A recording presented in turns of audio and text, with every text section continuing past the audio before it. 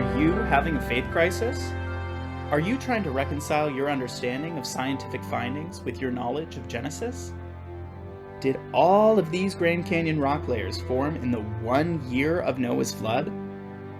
Are the days of creation actual 24-hour days? Where was the Garden of Eden located?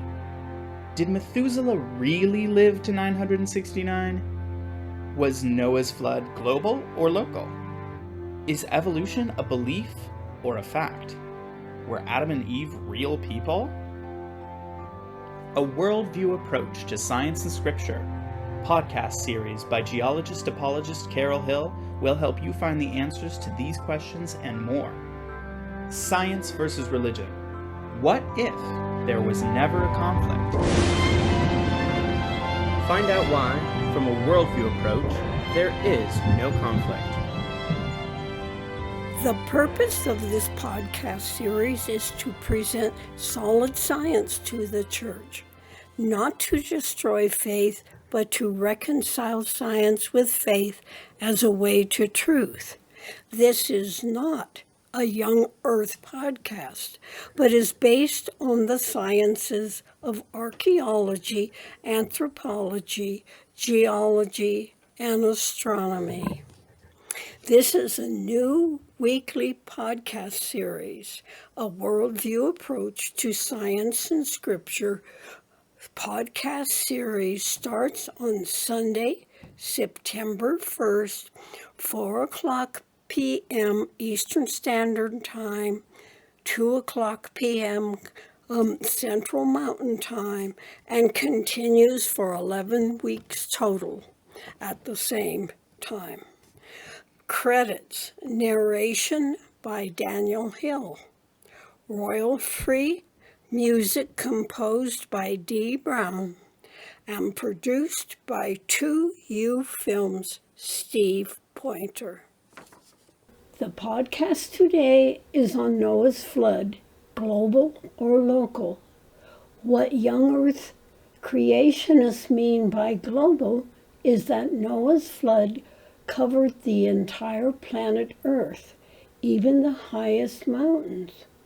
The problem with this hypothesis is there is not enough water on Earth, including groundwater, to cover the highest mountains. Also, remember from podcast number 2 that their catastrophic plate tectonics model invokes whole mountain ranges rising in a few weeks to months, which would have produced so much heat that it would have been impossible within the laws of physics. So what is this so-called global model based on? It is based on hermeneutics, or on an interpretive word study of the language used in Genesis. However, remember in podcast 5 on the numbers of Genesis that the Mesopotamians did not view numbers the same as we do. So the question can be asked, did they view language like we do? This is podcast number 7, Global's Noah's Flood, Global or Local. Was Noah's flood planet-wide,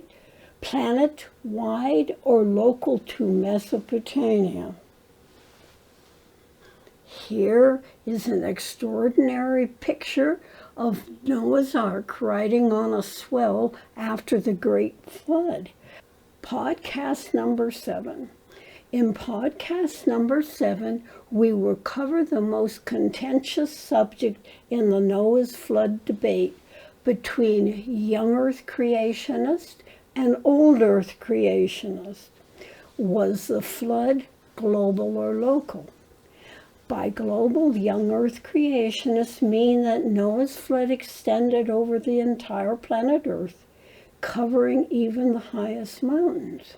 And since Genesis 7:21 states that all flesh died in the flood, by extension it means they also claim that almost all of the Earth's sedimentary rocks containing fossils were deposited in Noah's flood. By local, Old Earth creationists mean that Noah's flood was local to the Mesopotamian region, an area that for millennia has been inundated by flood. And there's the two Christian views on the extent of the flood. The universal language of Genesis 6 to 8. Why do so many Christians consider Noah's flood to have been global? It is because of the seemingly universal language of Genesis 6 to 8, where earth is used 42 times, all is used 20 times, every is used 23 times, and under heaven, literally under the sky, is used 2 times. However, such Bible speak language is not necessarily all-inclusive when understood from the culture and linguistic context of the Old Testament. The Hebrew word for earth. The Hebrew word for earth used throughout Genesis 6 to 8 is eretz, literally meaning earth, ground, land, dirt, soil, or country. The word earth uncapitalized cannot be taken to mean planet Earth, capitalized, since the Genesis authors had no concept of Earth as a planet and thus had no word for it.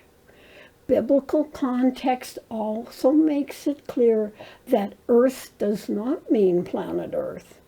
Land is a better translation for Earth because it extends to the face of the ground we can see around us. That is, the land that is within view of the horizon.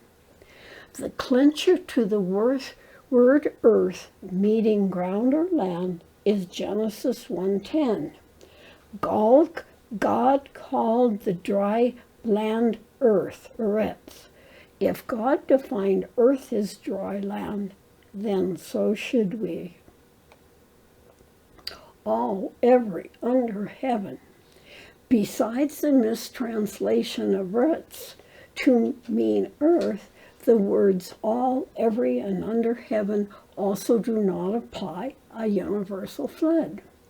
A good example of how other words are used in Genesis to describe a local, non-global flood event is Genesis 41:56. And the famine was all over the face of the earth. The exact same language as described for Noah's flood. So was the biblical author claiming that the whole planet Earth was under famine? No, it applies only to the land of the Near East, Egypt, Palestine, Mesopotamia. That is the whole world that had become known by Joseph's time, around 1800 BC. Another example can be found in Daniel 6:25, where King Darius wrote unto all people, nations, and language that dwelled in all the earth. In this case, this phrase would have referred to the whole world that had become known by Daniel's time, around 600 BC. In other words, as the knowledge of geography expanded over time, the word earth took on a more global meaning. And only since the 15th century AD has the word earth been assumed to mean planet Earth as we know it today. Depth of the flood. Another verse key to the global versus local debate is Genesis 7:20. 15 cubits upward did the waters prevail, and the mountains were covered. From the word mountains, young earth creationists assume that the flood water rose at least 15 cubits above Mount Ararat, their assumed landing place. However, the Hebrew word har, translated as mountain in Genesis 7:20, can also be translated as hill country.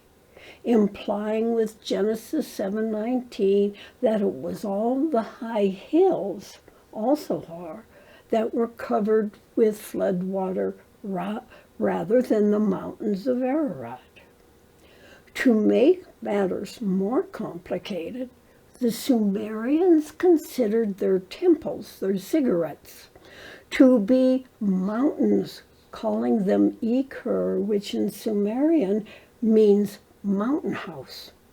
So were the floodwaters 15 cubits above the highest mountains of planet Earth?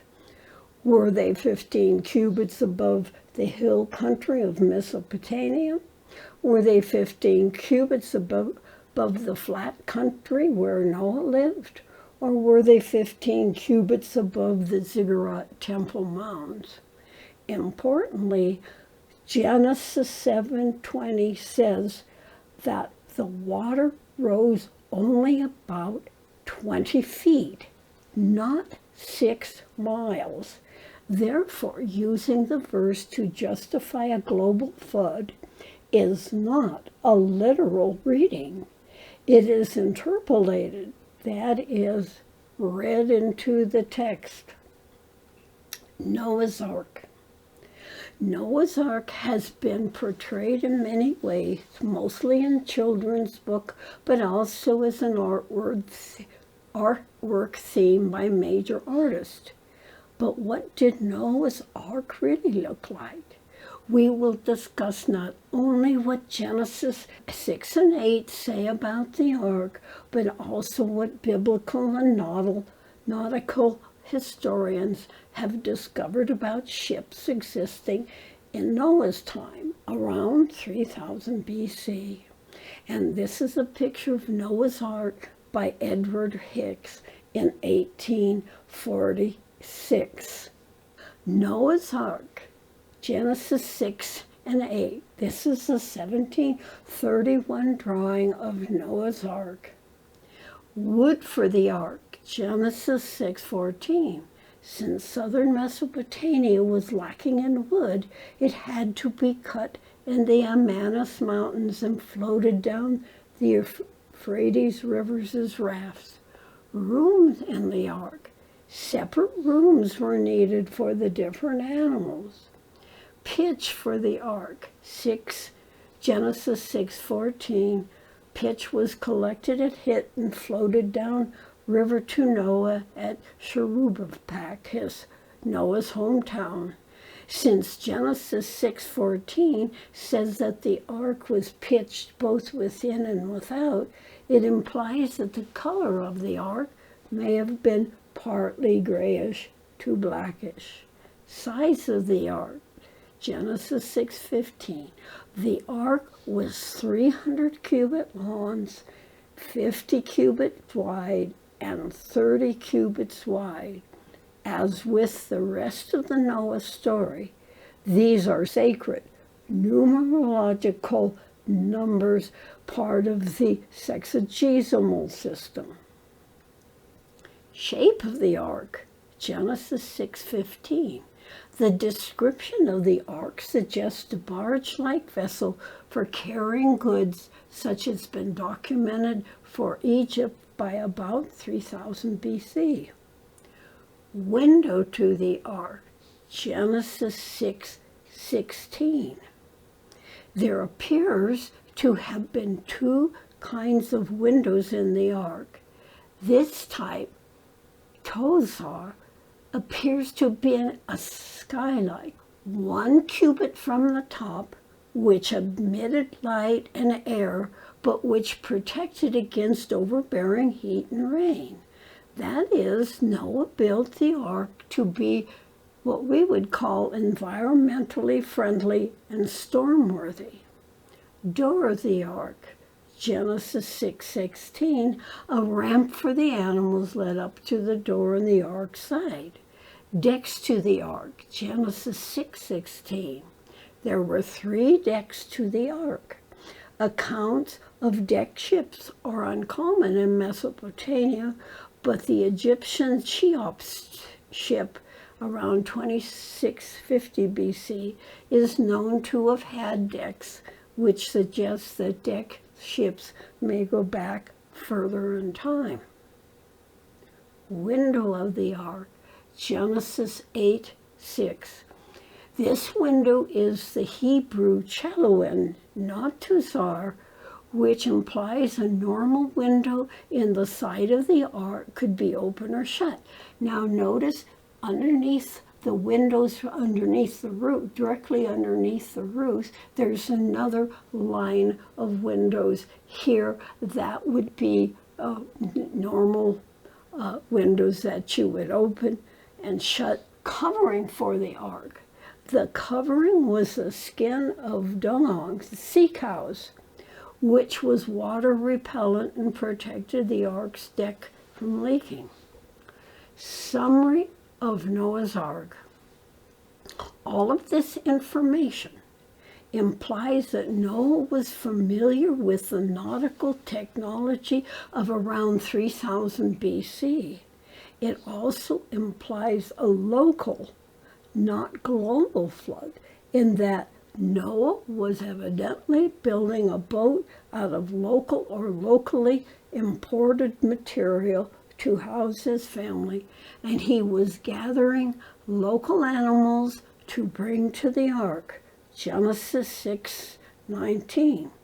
Noah could have also been familiar with the trade region of Urartu, where the ark is said to have landed in the mountains of Ararat. It does not say on Mount Ararat. Mount Ararat in present-day Turkey, the top of that mountain is almost 20,000 feet high. Stop and think now. A global flood would have supposedly covered that mountain. Mount Ararat. Young Earth creationists favor Mount Ararat dog because if the ark had landed on top of this 7,000-foot mountain, it would imply that flood water had reached this elevation, and therefore Noah's flood must have been planet-wide. However, Jabal Judy was the most widely accepted site among Christians, Jews, and Muslims during the later centuries of the first millennium AD, with a shift toward Mount Ararat only by the end of the 14th century AD. Summary of podcast number 7. The universal language of the Genesis flood account does not support a global flood if one considers how the ancient biblical authors wrote down the flood story from their limited geographical worldview. Such, quote, universal, unquote, language is a type of Bible speak that is not supposed to be taken absolutely literally. The Noah Ark story also must be interpreted from today's more advanced knowledge of nautical history and archaeological evidence. There is no real evidence for the ark landing in the Mount Ararat region. It is only tradition of the church that puts it there. There is a far more historical and biblical evidence that places the ark landing at Jabal Judy. Finally, Genesis 7:20 says that the flood water rose only 20 feet, not 6 miles necessary for a global flood. 20 feet above Mount Ararat in a raging flood makes no sense. In fact, there is no geologic evidence whatsoever for a global flood, as we shall see in next week's podcast 8. So what's on for next week? Flood geology. Flood geology versus modern geology. The next podcast will be on flood geology. What is flood geology? It is a geology completely different from what you would learn in a Geology 101 college class. It is a geology based on pseudoscience, not on solid science. From podcast number 1, let's remember the definition of pseudoscience. Pseudoscience fits scientific data into an ideology. Solid science follows the data wherever it leads. The ideology here is the young earth creationist position that the earth is 6,000 years old and that Noah's flood was global, based on a so-called literal interpretation. I hope you can make the podcast next week when we will compare flood geology with modern geology.